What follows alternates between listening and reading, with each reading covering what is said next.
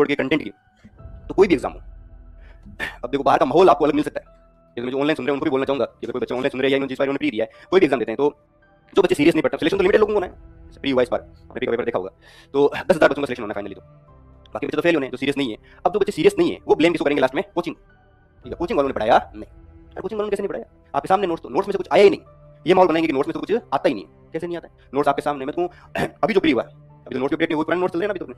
ऐसा नहीं आजकल प्री वाला नोट्स में ऐड कर दिया, बाहर मिल रहे नोट्स, या कोई भी पुराने क्लासरूम में नोट्स ले, कोई भी बंदा आप बीच में या जिसने भी प्री दिया, मैं ऑनलाइन वालों से बोलना चाहता हूँ, आप कभी भी आ जाओ स्प्रिंग बोर्ड, कभी भी आ जाना और 7 बजे बाद बोल देना कि भाई मेरे से बात कर लेना कि भाई तो बुलाओ, आप सारे नोट्स लेके आ जाना। ये अभी जो पेपर हुआ है, आप 150 क्वेश्चन थे, 20 क्वेश्चन प्री ये मैं रीजनिंग निकाल लो, 130 में से 110 क्वेश्चन मैं टिक लगवा दूंगा।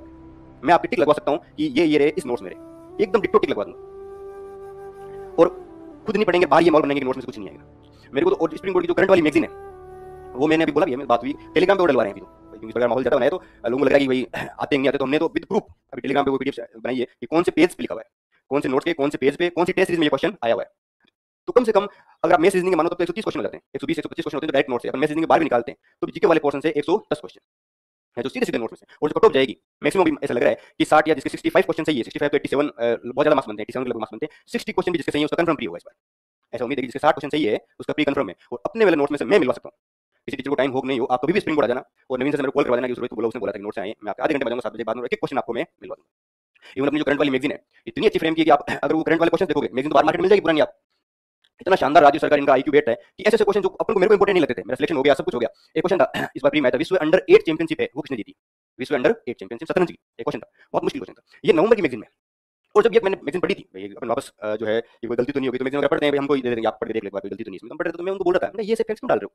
भाई? प्रज्ञानंद है, आप प्रज्ञानंद नाम सुना होगा शतरंज में, वो पूछ लेंगे, मुकेश इसको पूछ लेंगे, ये विश्व अंडर 8 कौन पूछता है टॉप को? अंडर 8 साल तक कौन चैंपियन बना? मैंने ऐसा क्वेश्चन नहीं पूछेंगे, मत डाला करो। तो राजू उसी टाइम कि नहीं, आरपीसी का पैटर्न रहा है कि करंट में वो जो लगता है वो नहीं पूछेंगे, जो नहीं लगा वो पूछेंगे, और ये इस प्रकार के क्वेश्चन आएंगे। और वही क्वेश्चन सेम आया कि विश्व अंडर 8 चैंपियनशिप इसने जीती, उसमें दीवी तो कोई ऑप्शन है, उसी से लिखा हुआ है। उपचुनाव हुए थे अभी, उपचुनाव वाला क्वेश्चन था, तो उपचुनाव में इतने सारे फैक्ट्स लिखे सर ने उस करंट वाली मैगजीन में, उसमें भी मैंने कहा सर ऐसे कौन पूछेगा कि कितने डाक पत्र से हुए हैं, कितने डाक पत्र से नहीं हुए हैं, और वो फैक्ट्स भी डाला हुआ है। सर ने कहा नहीं, इस प्रकार के प्रश्न पूछ रहे हैं, और वो क्वेश्चन सीधा सीधा आया, सीधा सीधा आया। और एक और क्वेश्चन था, लद्दाख में कोई वो दूरबीन स्थापित की थी, उसमें सर ने पूरी स्टेटमेंट लिखे थे कितने मीटर है, कितने, और एज इट इज क्वेश्चन हो, इन सब में मैंने सर को टोका है, सर इस प्रकार के फैक्ट्स नहीं आते हैं, लेकिन नहीं, तब मुझे फिर विश्वास होता है कि नहीं यार, यहाँ के टीचर से अपन कभी भी जीत नहीं सकते, इनका जो आईक्यू बैठेगा ना वो बहुत तेज, बहुत आप, और ये मैं झूठ नहीं बोल रहा हूँ, मैं ऑनलाइन बोल रहा हूँ, आपके सामने रिकॉर्डेड बात है, आप ये क्वेश्चंस बोल रहा हूँ, इनका आप मैगजीन में ढूंढवा दूंगा आपको सारे question as it is. Current के सिर्फ 2 क्वेश्चन थे, एक कोई आईएमएफ का कोई क्वेश्चन था, बहुत अजीब क्वेश्चन था, एक और क्वेश्चन था, वो 2 क्वेश्चन नोट्स में से जो करंट की मैगजीन में से नहीं थे, बाकी एज इट इज 20 क्वेश्चन तो एज इट इज थे उसमें डिट्टो।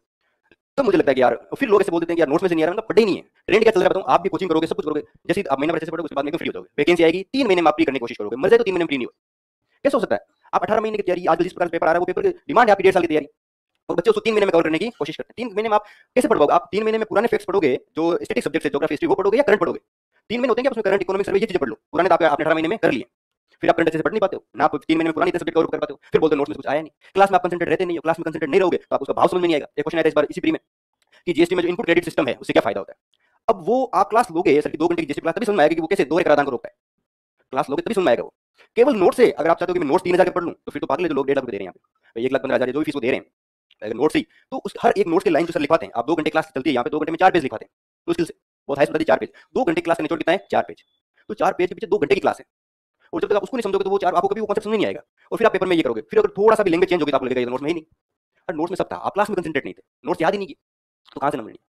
तो इस बात का विशेष ध्यान रखें। और ऑनलाइन वालों से ये मैं सबसे, जिन्होंने भी प्री दिया है अपने स्प्रिंग बोर्ड से, जिनको भी ऐसा लगा कि नोट्स से क्वेश्चन नहीं आए, वो मेरे से कभी भी 7 बजे के बाद स्प्रिंग बोर्ड में मिलने में आपको नोट्स भी लाने की जरूरत नहीं है, नोट्स मैं स्प्रिंग बोर्ड लाऊंगा, मैं बता दूंगा कि कहां से क्या क्या आया, एज इट इज बता दूंगा, कौन सी प्री से कौन से क्या से कौन से पेपर से कौन सा क्वेश्चन आया।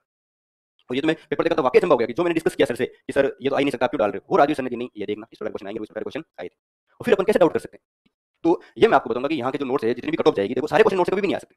सारे क्वेश्चन कोई भी किताब पढ़ लो कहीं से भी नहीं आ सकते, आप कितना भी पढ़ लो, हर पेपर में चाहे हम नोट्स कितना अपडेट कर दें, कितना ही बड़े कर दें, लेकिन कैसा भी एग्जाम हो 10-15 क्वेश्चन कभी भी हमेशा नोट से बाहर आएंगे, आरपीसी हमेशा ऐसे नए फैक्ट्स अपन को देगी, तो सारे तो कभी नहीं मिल सकते, लेकिन ये मैं गारंटी दूंगा आप भी जब प्री दोगे जितनी कट ऑफ जाएगी उससे 50 नंबर ज्यादा के मैं आपको क्वेश्चन उसमें नोट्स में से दिखा दूंगा, या पहले मेरे पास रिकॉर्ड कर लो, और कभी भी आपका मेंस हो प्री हो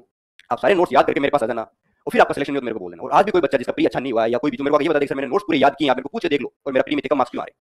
तो आओ तो सही, आप नोट्स याद करो तो सही। और लोग बोलते हैं कि एक और नया माहौल चल रहा है कि किताबें पढ़नी चाहिए, बिल्कुल किताबें पढ़नी चाहिए,